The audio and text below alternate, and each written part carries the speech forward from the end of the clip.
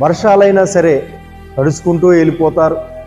మరి ఎంత తుఫాన్లు వచ్చినా సరే, లేకపోతే మనం తడిసిపోతున్నామని తెలిసినా సరే ఉద్యోగం వెళ్ళడం మానరు, పిల్లలైతే స్కూల్కి పంపించడం మానరు, అలాగే చేతి పనులు చేసుకుంటూ మానరు. కానీ దేవుని మందిరానికి వస్తే చాలంటాడు. వర్షం అవసరం లేదంట, పెద్ద పెద్ద తుఫాన్లు ఉరుములు అవసరం లేదంటాడు. ఏ అమ్మాయి కాస్త తుప్పర్లు పడుతుందా చూడమని పంపిస్తారంట పిల్లలు బయట. ఆ కాస్త తుప్పర్లు అలా అలా అలా చిన్న పడితే ఈరోజు మానేయచ్చులే, దేవుని మందిరాన్ని మానేయచ్చులేనని ఇలాంటి కారణాలు వెతుక్కుంటూ దేవుని మందిరాన్ని మానేసేటటువంటి రోజుల్లో మనం ఉన్నామని దయచేసి గమనించండి. నువ్వు దేవుని మందిరానికి మానేస్తే నష్టం దేవుడికి నష్టం అంటారా చెప్పండి?